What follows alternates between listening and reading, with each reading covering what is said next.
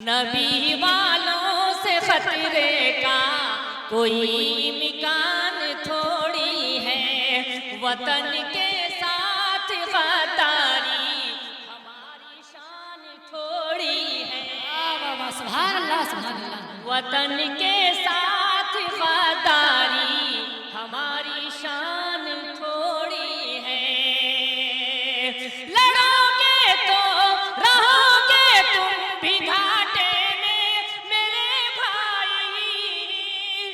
लड़ाई से अजी लड़ाई से हमारा ही फकत नुकसान थोड़ी। सुभान अल्लाह। इस वक्त एक अजीम उस्ताद का इस्तकबाल कर रहे हैं। मैं शेर पढ़ रहा था मुनव्वर राना का कि दरिया को खुद पे जोम था, धारे पे आ गया, लेकिन मैं बच बचा के किनारे पे आ गया और मुझको बुलाने वालों की उम्रें निकल गई, लेकिन मैं तेरे एक इशारे पे आ गया, लेकिन मैं तेरे एक इशारे पे आ गया।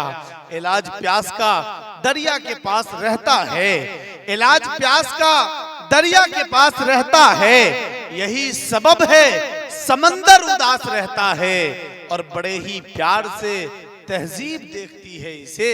ये कौन बस्ती में सादा लिबास रहता है, ये कौन बस्ती में सादा लिबास रहता है, जहां अल्फाज़ तहर्रुफात के सारे जुमले नाक़िस और अधूरे नजर आते हैं, वहां जाकर उस्ताद गिरामी हजरत मौलाना अब्दुल गफ्फार साहब कासमी दामत बरकातुहुल आलिया का नाम वजूद में आता है। हजरत से अदब के साथ दरख्वास्त गुजार हूँ कि तशरीफ लाए और अपने वालेहाना खिताब से हम तमाम सामीन को महजूज फरमाएं।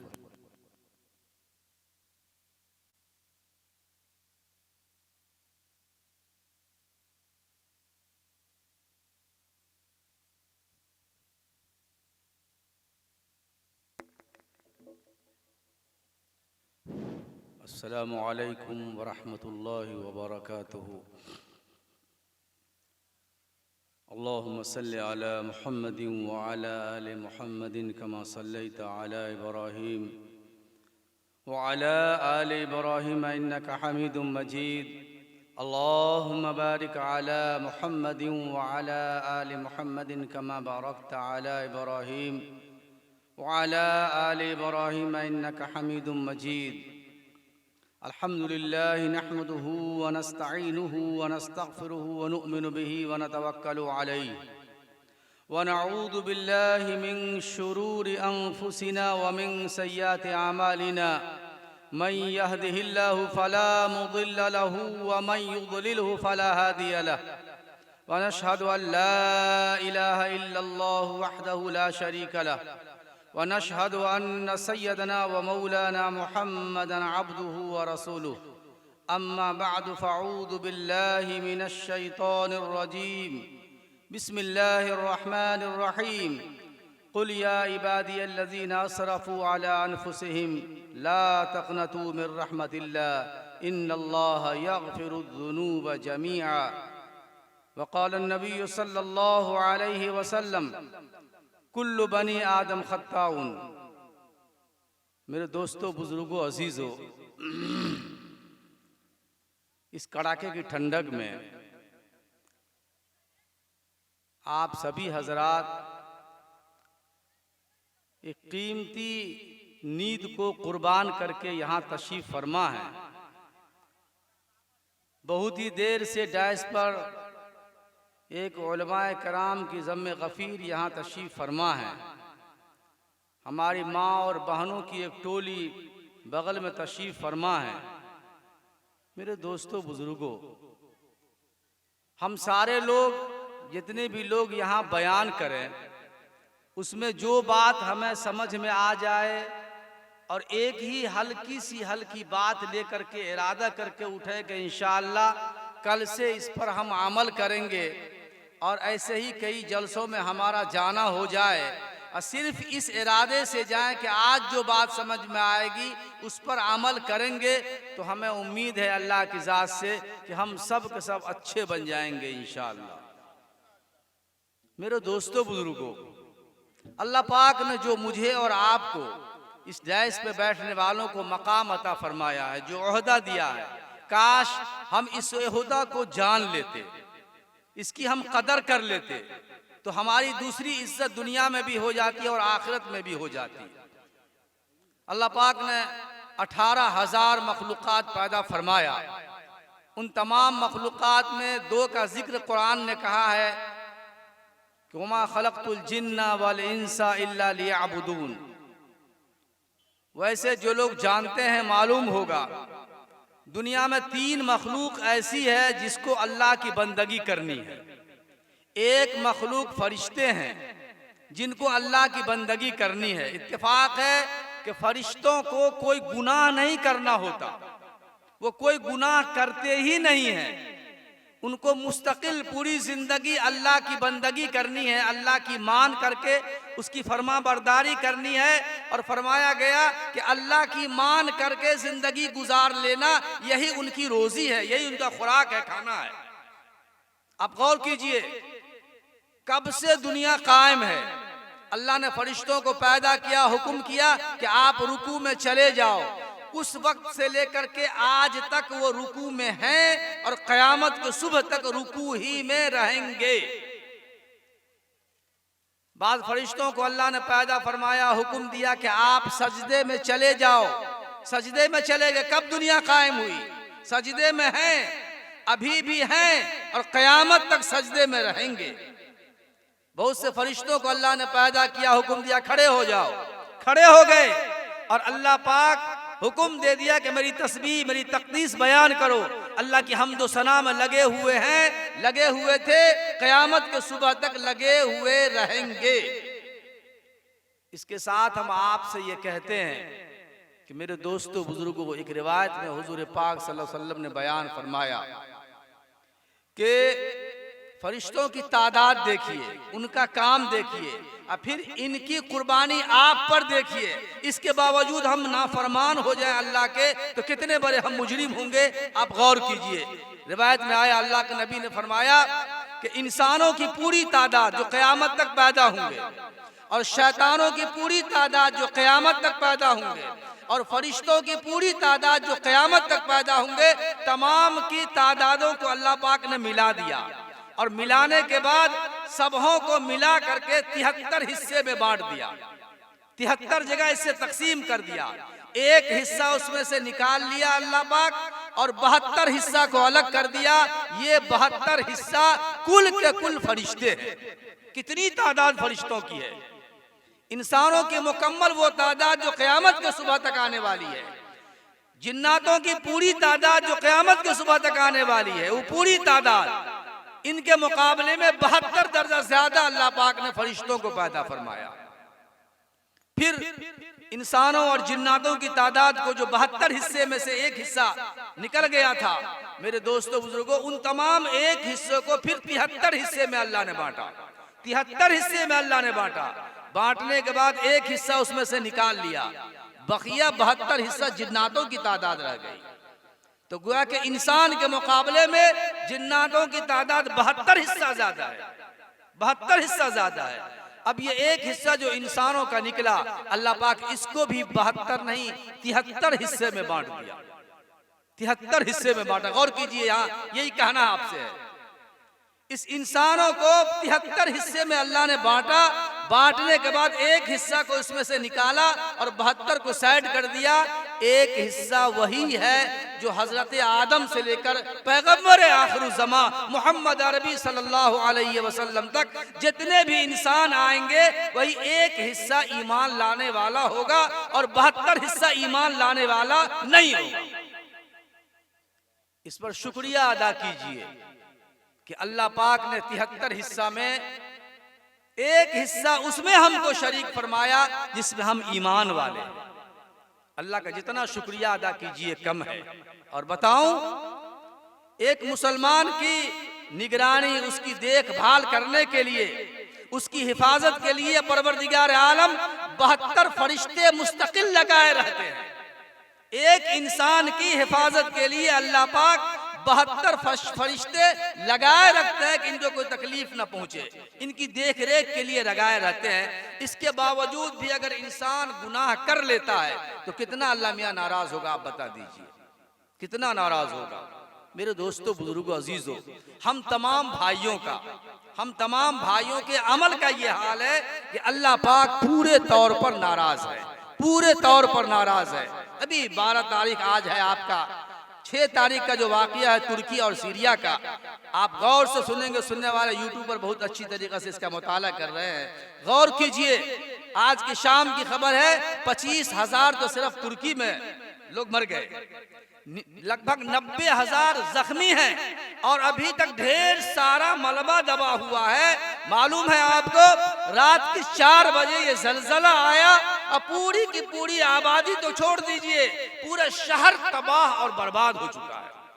लोगों को कलमा पढ़ने का मौका नहीं मिल सका, लोग नींद की आलम में हैं। जलजला आया, मकान टूट फूट के गिरा, उसी मलबा में ये लोग सब के सब दब के मर गए। किसी को एक दूसरे से मौका न मिल सका कि बात भी कर सके। मेरे दोस्तों, बुजुर्गों, इतना बड़ा कहर जो नाजिल होता है जब अल्लाह बहुत ज्यादा नाराज होता है और बंदा अल्लाह की तरफ झुकना छोड़ देता है, अल्लाह से माफी मांगना छोड़ देता है, अपने गुनाहों से अपने गुनाहों में डूबा रहता है, अल्लाह से मिलना छोड़ देता है, तो अल्लाह बहुत सख्त नाराज होता है और नाराजगी के नतीजे में इतने बड़े सजाओं में अल्लाह मुब्तला कर देता है।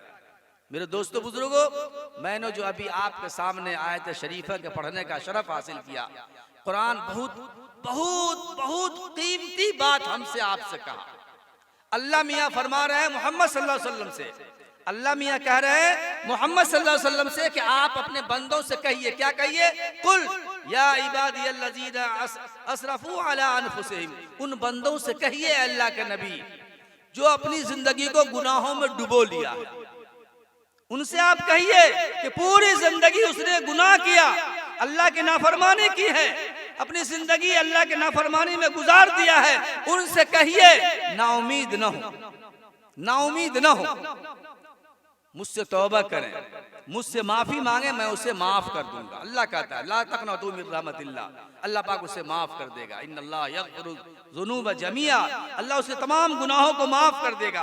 प्यारे आका सल्लल्लाहु अलैहि वसल्लम एक दफा बैठे हुए हैं, सहाबा किराम की एक टोली है, बड़ी सी जमात है, बात हुई, अल्लाह के नबी से गुफ्तगू हुई, उसके बाद वहां से लोग गए तो जो प्यारे आका सल्लल्लाहु अलैहि वसल्लम के सामने उन लोगों का मिजाज बन गया था, दिल में जो रिक्कत तारी हो गई थी, जो कपकपी बदन में तारी हो गई थी, मालूम ये हो रहा था कि जन्नत और जहन्नम सामने में है, हम लोग आखिरत की सैर कर रहे हैं। इस पोजीशन में ये लोग वहां से निकले, अपने दोस्तों से मिले, बीवी बाल बच्चों में गए, अपने रिश्तेदारों में गए, तो वो कैफियत खत्म हो गई।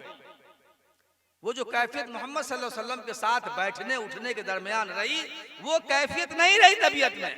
सब लोग वापस आए तो आपसे ये अर्ज किया कि अल्लाह के नबी, हम लोगों का हाल ये है कि जब आपके पास बैठते हैं तो मालूम ये होता है कि जन्नत मेरे सामने में है, जहन्नम मेरे सामने में है, हम लोग आखिरत का सैर कर रहे हैं। मेरे अल्लाह के नबी जब आपसे हटते हैं तो ये हालत हमारी हो जाती है। कितनी अच्छी बात बताई मोहम्मद सल्लल्लाहु अलैहि वसल्लम ने, गौर फरमाइए।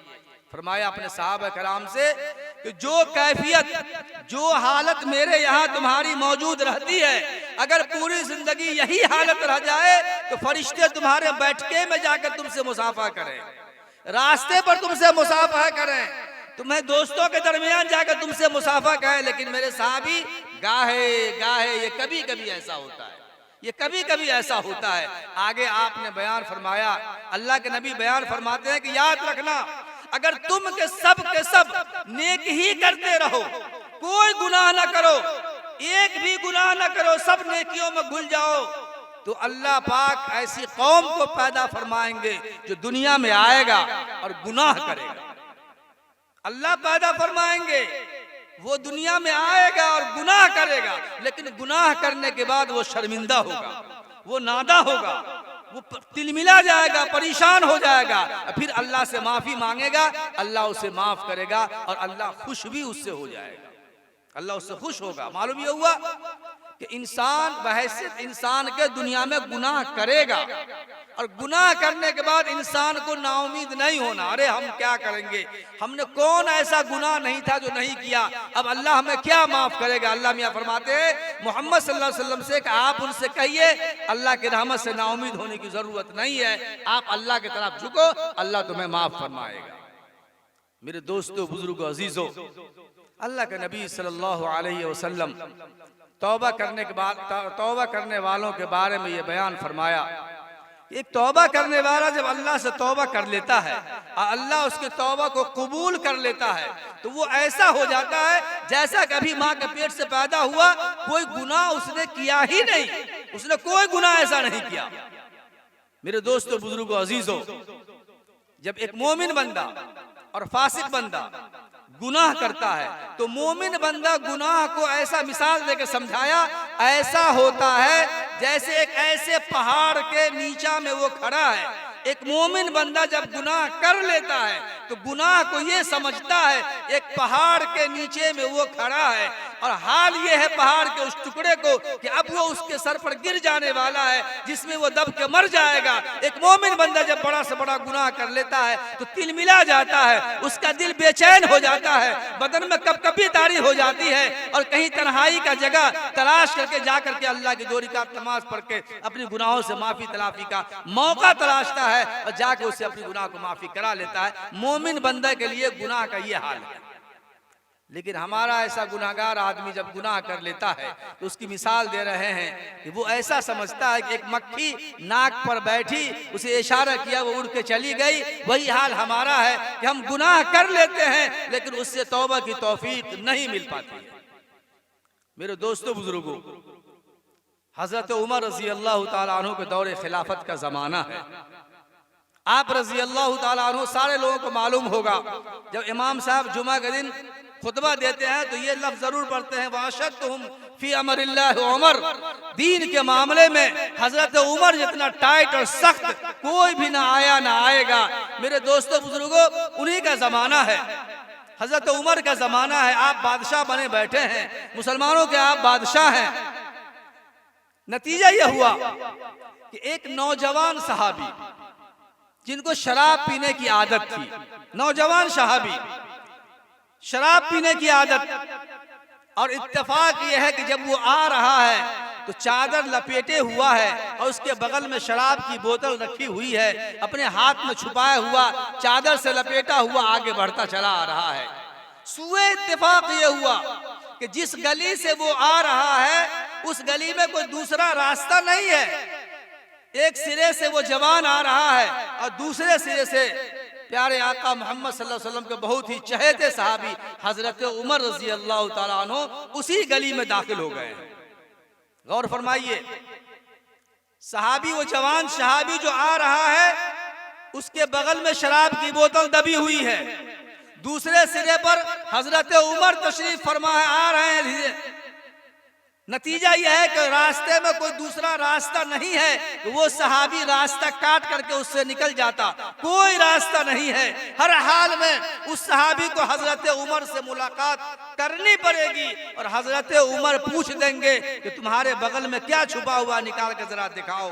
सहाबी डर गया, अगर ये पूछ देते हैं कि तुम्हारे बगल में क्या है, अगर हमें निकाल के दिखाना पड़ेगा और आप देख लेंगे शराब है तो फिर हमें दुर्रे लगेंगे, कोड़े लगेंगे, उस कोड़े की मार को मैं बर्दाश्त कैसे करूंगा। मेरे दोस्तों, बुजुर्गों, अजीजों, उस गली में उस सहाबी, जवान सहाबी का कदम लड़खड़ा रहा है, सोचता है भाग भी जाएंगे तो हजरत उमर आदमी को भेज करके हमें बुला लेंगे, सामने में जाएंगे, शराब की बोतल में पूछ देंगे, उसको निकाल के दिखाना होगा, क्या करेंगे। मेरे दोस्तों, बुजुर्ग को यही कहना है, एक मोमिन बंदा गुनाह को क्या समझता है। वो सहाबी आगे आ रहा है, दिल में अल्लाह से तौबा कर रहा, रुजू कर रहा है कि मेरे अल्लाह, अब तक तूने मेरी इज्जत को बचाए रखा, उमर के जमाना है, इतना आप सख्त हैं, इसके बावजूद तूने मेरी इज्जत को बचाए रखा, मेरी लाज तूने रख लिया है। ऐ मेरे अल्लाह, हम अपनी पूरी जिंदगी के लिए आपसे आहद करते हैं कि आज के बाद से शराब न पिएंगे, आज इस उमर के सामने मेरी इज्जत को बचा लीजिए, मेरे अल्लाह आज हमारी इज्जत को बचा लीजिए। दिल ही दिल में तौबा कर रहा, अल्लाह से माफी मांग रहा है और कदम आगे बढ़ाए चला जा रहा है। मेरे दोस्तों, बुजुर्गों, हजरत उमर के करीब जब पहुंच गए हैं तो वही सूरत हाल सामने आ गई। हजरत उमर ने पूछ दिया कि बगल में क्या दबाए रखा है। हजरत उमर ने सवाल कर दिया, बगल में क्या दबाए रखा है। उस सहाबी को जिसकी तौबा उसने अल्लाह ने अभी कबूल की है, उसी मालिक दो जहां ने उसकी जबान पर ये गोयाई अता फरमाई कि सहाबी का, ऐ उमर, मेरे बगल में ये बोतल जो दबी हुई है, इसमें सिरके की बोतल है, इसमें सिरके की बोतल है। हजरत उमर से कहा कि अल्लाह के नबी के प्यारे सहाबी, मेरे बगल में ये सिरके की बोतल है। हजरत उमर माफ नहीं कर दिया, छोड़ नहीं दिया, ताकि जरा निकाल के दिखा दे। दिखा क्या है वो? उस सहाबी ने उस बोतल को निकाल कर हजरत उमर के हवाले किया। आप देखते हैं तो देखते हैं कि वाकई ये सिरका का बोतल है, शराब नहीं है। हम आपसे कहना चाहते हैं, एक हजरत उमर के जोतकोब के डर से, हजरत उमर के सामने बेइज्जती के डर से, एक सहाबी रसूल दिल ही दिल में अपने मालिक से तौबा करता है, वो मालिक तौबा को कबूल करता है और वही जबान पर गोयाई अता फरमाता है कि हजरत उमर से कह, इसमें सिरका है उमर, शराब नहीं है, शराब नहीं है। उस मालिक ने उसकी लाज रख ली, रब्बे आलम ने उसकी राज रख ली और उसको हजरत उमर के जोत-गोब से और उसकी बेइज्जती से बचा लिया। मेरे दोस्तों बुजुर्गों, एक मोमिन की शान यही होनी चाहिए। अल्लाह पाक हमसे नाराज है, हमने गुनाह कर कर के अपने दिलों को काला कर लिया है। अच्छी बातें हमें समझ में नहीं आती, बड़े से बड़े आलिम हमें कुछ दीन की बातें, कुरान की बातें कह दें और हम भला बन जाएं, नेक बन जाएं, हमें तौफीक नहीं मिल रही। सिर्फ वजह हमारे साथ यह है कि हमारे दिल गुनाहों से बिल्कुल काले हो गए हैं। हम सबको एक तन्हाई में बैठ करके बहुत ही गहरे सोच के साथ अपने नए पुराने गुनाहों को याद करके अल्लाह से माफी मांगने की जरूरत है। अल्लाह से हम माफी मांगे, अल्लाह हमारे दिलों को साफ करेंगे तो तब कुछ भली बातें हमें समझ में आएगी, फिर अमल करने की अल्लाह तौफीक अता फरमाएंगे। मेरे दोस्तों बुजुर्गों, मैं ये कह रहा था, हमारा मुआशरा गुनाहों में लथपथ गया है। कौन सा ऐसा गुनाह नहीं है जो हम में नहीं है, हमारे बच्चों में नहीं है, हमारी बच्चियों में नहीं है। लेकिन कुर्बान जाइए अल्लाह पर। अल्लाह हमेशा दिन रात के 24 घंटा तैयार है कि बंदा मेरे सामने झुके, मुझसे माफी मांगे, मैं उसे माफ कर दूंगा। रिवायतों में आया, अल्लाह के नबी बयान फरमाते हैं कि यूं समझो जब कोई बंदा अल्लाह से तौबा करता है तो अल्लाह कितना खुश होता है। मिसाल दिया है, आज से तकरीबन 20 साल 25 साल पहले का अपने इलाके का हालात आप मालूम करें तो सवारियों की वो सहूलत नहीं थी जो आज हो गई है। और 1450 साल पहले पीछे जाएं आप तो सवारी के लिए सिर्फ ऊंट, घोड़े, खच्चर ही हुआ करते थे। इसी पर लोग दूर दराज का सफर किया करते थे। फरमा रहे हैं कि एक आदमी अपना तमाम जरूरियात का सामान, खाने पीने के सामान अपने ऊंट पर रखा और लंबे सफर के लिए इरादा किया और निकल गया घर से। वो आदमी ऐसी जगह पहुंच गया जहां चारों जानिब, दाएं बाएं आगे पीछे कम से कम 5 दिन 6 दिन चलेगा तो आबादी नजर आएगी। इतने दूर इलाके में पहुंच गया। दाएं जाए तब 6 दिन चलेगा तो आबादी नजर आएगी, बाएं चलेगा तो 6 दिन आबादी नजर आएगी, सामने जाएगा तो 6 दिन के बाद, पीछे जाएगा तो 6 दिन के बाद। चलते चलते वो बेचारा चलने वाला मुसाफिर थक के चूर हो गया। उसी जंगल में कहीं पड़ाव किया, अपने ऊंट को किसी पेड़ से बांध दिया और थोड़ी देर आराम करने के लिए लेट गया। फरमाया, बताओ, जब वो आदमी सो गया और सोने के बाद उठा तो इसका ऊंट अपने रस्सी को तोड़ करके वहां से गायब हो गया, भाग गया कहीं। ये आदमी उठा, चार जानिब दौड़ा, इधर उधर तलाशा, उसे वो ऊंट अपना सवारी नहीं मिल पाया। अब बताएं कि ऊंट पर सवार होकर जाता तो 5 दिन के बाद जाएगा। ये आदमी 5 दिन बगैर कुछ खाए, अब बगैर पानी पिए कैसे जिएगा? हर मुमकिन कोशिश किया, उसको वो जानवर नहीं मिला, सवारी नहीं मिल पाया। लौट करके उसी जगह आकर के लेट गया जहां वो सोया हुआ था, इस इरादे में कि अब तो मरना ही पड़ेगा, अब यही सो जाते हैं और यही मर जाएंगे। मेरे दोस्तों बुजुर्गों, आका सल्लल्लाहु अलैहि वसल्लम फरमाते हैं, इसके बाद बताओ, ये आदमी मरने के लिए सोया है कि अब कोई उपाय नहीं है यहां से निकल जाने का, कोई खाने पीने का सामान नहीं है, सारा तो ऊंट पे पड़ा हुआ है, अब तो मरना ही पड़ेगा। इस इरादे से वो सो गया और सो के जब उठा है तो अल्लाह पाक उस ऊंट को वहां पर खड़ा दिखाया। वो ऊंट वहीं मौजूद है जिसको चार जाने ढूंढ करके नहीं मिल पाया था, मरने के लिए सोया और अल्लाह ने उस ऊंट को वहां वापस भेज दिया। उस सवार को कितनी खुशी होगी बताओ। कितनी खुशी होगी। अल्लाह के नबी बयान फरमाते हैं कि ऐसा है जब गुनाहगार बंदा अल्लाह से बिछड़ करके भाग जाता है और गुनाहों के दलदल में जाके फंस जाता है और ये उम्मीद करता है कि मैंने इतना गुनाह कर लिया, इतना गुनाह कर लिया कि अब मेरी माफी नहीं होने वाली है, अब अल्लाह मुझे माफ नहीं करेगा। इसको अल्लाह तौफीक देता है और तौफीक देने के बाद मस्जिद के किसी कोने में जाकर के रात के तन्हाई में रोता है, अपने गुनाहों को याद करता है और अल्लाह से कहता है कि मेरे अल्लाह, हमसे गलती हो गई, हम तौबा करते हैं, हम आप अहद करते हैं आपसे, अब हम अपनी जिंदगी में कभी गुनाह न करेंगे, मुझे माफ कर दीजिए। तो प्यारे आका फरमाते हैं अल्लाह मियां को उस सवाल से कहीं ज्यादा खुशी महसूस होती है और उस गुनाहगार बंदे को माफ फरमा देता है। मेरे दोस्तों बुजुर्गों, हम सब के सब गुनाहों में लथपथ गए हैं। एक लम्हा भी हम अल्लाह की भलाई के लिए, अल्लाह की बंदगी के लिए तैयार नहीं हैं। सिर्फ इसकी वजह यह है कि हम गुनाहों से बिल्कुल लते पते हैं, अच्छी बात हम पे असर नहीं कर रही है। इसके लिए जरूरत है रात की तन्हाई, उस बैठके में, उस दालान में, उस कमरे में, उस रूम में जिसमें आप अकेले हैं, मौका निकाल करके तन्हाई में इस कड़ाके की ठंडक के मौसम में ठंडे पानी से वजू कीजिए, 2 रिकात सलात तौबा की नीयत से पढ़िए और अपने नए पुराने गुनाहों को याद करके अल्लाह से माफी मांगने की फिक्र कीजिए। अल्लाह माफ फरमाने को तैयार है। मेरे दोस्तों बुजुर्गों, उलमा किराम की टीम यहाँ आ चुकी है। बनी इसराइल का जमाना है। हम आज कामयाबी समझते हैं इस बात में जिनके पास ढेर सारी दौलत अल्लाह पाक अता फरमा दे, अच्छा मकान अल्लाह मियां दे दे, 4 पहिए की सवारी दे दे, लड़के बच्चे अच्छी तालीम से आरास्ता हो जाएं तो हम बहुत खुश होते हैं, हम बहुत कामयाब हैं। मेरे दोस्तों बुजुर्गों, खूब याद रखें, किसी को अल्लाह पाक दौलत देते हैं तो ये उसे इम्तिहान में डालते हैं कि मेरी दी हुई नेमत में ये क्या करता है, मेरी दी हुई नेमत को ये क्या करता है। अल्लाह पाक किसी को भी दौलत देते हैं तो खूब याद रखिए हमारा और आपका इसमें इम्तिहान लिया जाता है और बहुत ही कम फीसद लोग हैं जो इसमें कामयाब होते हैं, वरना 99% तकरीबन फंस जाते हैं। बनी इसराइल का जमाना मूसा अलैहिस्सलाम के कौम का जमाना है। किफ्ल नाम का एक आदमी है। प्यारे आका सल्लल्लाहु अलैहि वसल्लम अब्दुल्लाह हज़रत उमर इब्न अब्दुल्लाह बयान फरमाते हैं कि इस वाक़िया को मोहम्मदुर रसूलुल्लाह सल्लल्लाहु अलैहि वसल्लम तकरीबन 7-8 मरतबा से ज्यादा सहाबा के दरमियान बयान फरमाया इस वाक़िया को, और बहुत ही अजीब अंदाज से मोहम्मद सल्लल्लाहु अलैहि वसल्लम ने हमारे सहाबा के दरमियान इस वाक़िया को पेश किया है। क्या है वाक़िया? किफ्ल नाम का आदमी है, अल्लाह ने ढेर सारी दौलत उसे दे रखी है, बहुत बड़ा मालदार आदमी है वो।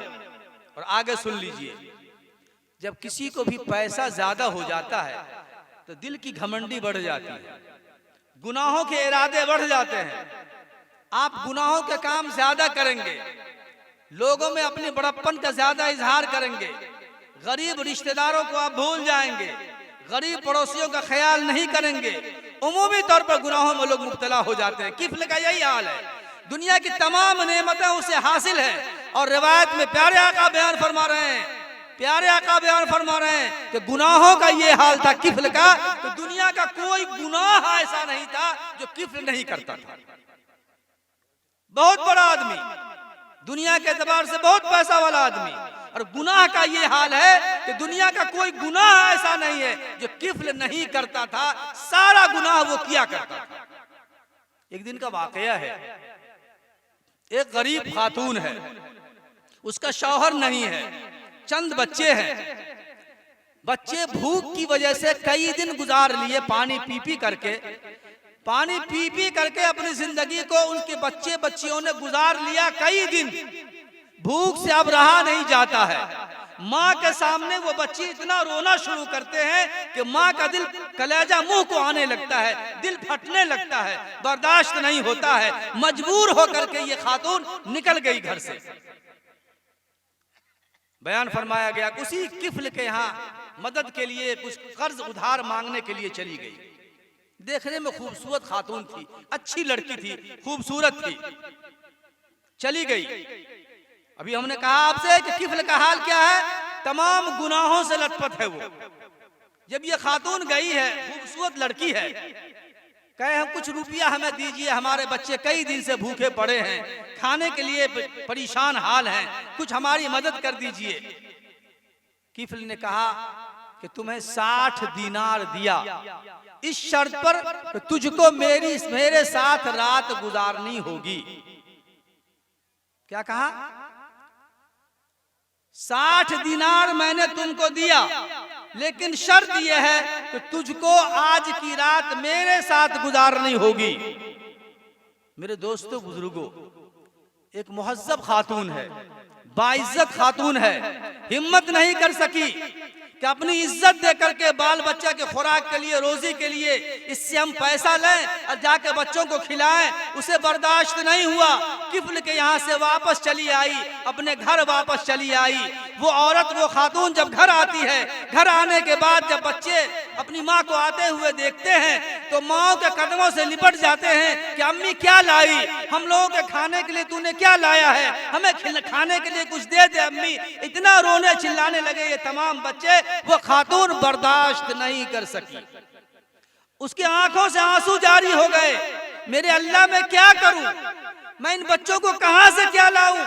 एक जगह गई, जो साहिब सरबत है, दौलतमंद आदमी है, वो तो इज्जत का मेरे साथ सौदा कर रहा। मेरे अल्लाह मैं इस बच्चों को क्या खिलाऊं, मैं कहां से लाऊं, मेरे हस्बैंड नहीं, मेरे शौहर नहीं है, मेरे अल्लाह तू मेरी मदद फरमा।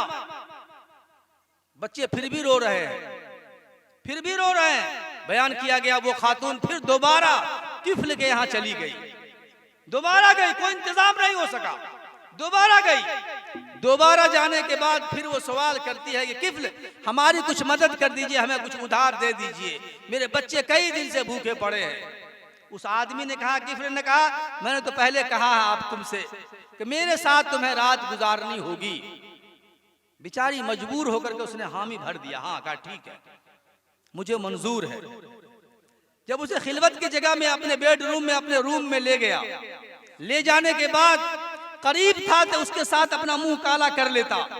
लड़की खड़ी है, उसके बदन में इतनी कपकपी बढ़ गई, इतना लर्जा तारी हो गया, इतना झूमने लगी वो बेहोशी के आलम में कि किफल ने कहा कि तुम ऐसी हालत में क्यों चली गई।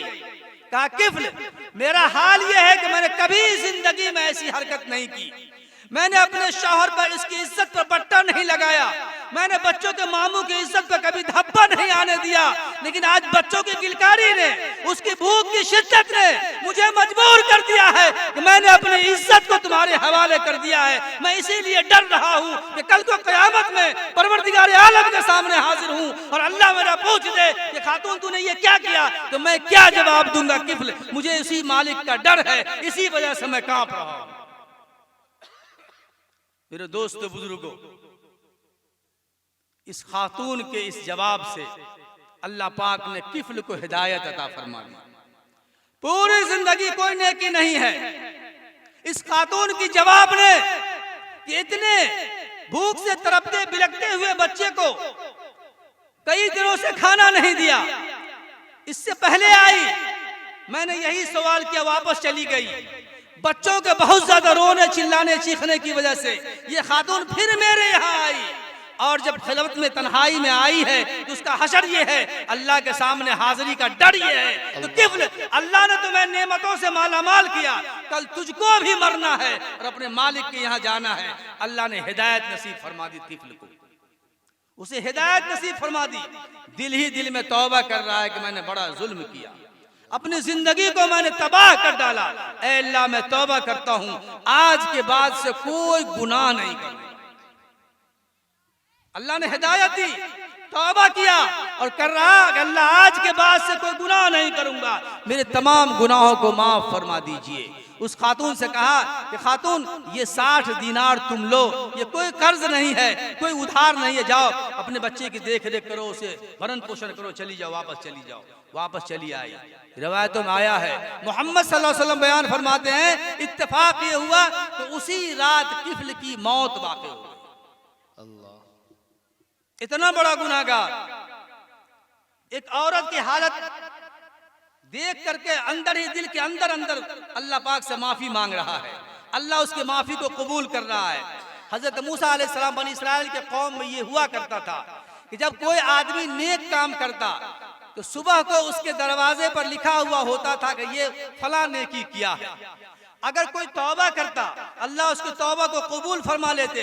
उसके दरवाजे पर लिखा हुआ होता कि अल्लाह ने इसके तौबा को कबूल कर लिया है। नतीजा क्या हुआ? बनी इसराइल से किफ्ल है, अल्लाह ने इसके तौबा को कबूल किया। उसी रात किफ्ल की मौत हो रही है, अल्लाह ने उसके दरवाजे पर लिख दिया कि किफ्ल के तौबा को अल्लाह ने कबूल कर दिया, ये गुनाहों से पाक हो गया।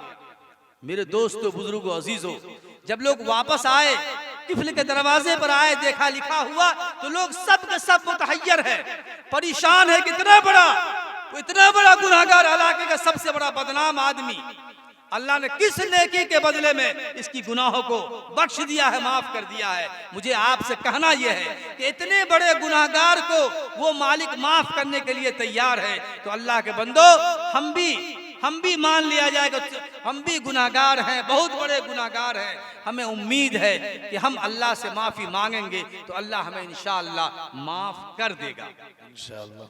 मेरे दोस्तों, बुजुर्गों, 3 शर्तें माफी की है, याद रख लीजिए। 3 शर्तें। नंबर 1, जो गुनाह हमने किया है उस पर दिल से हम शर्मिंदा हो।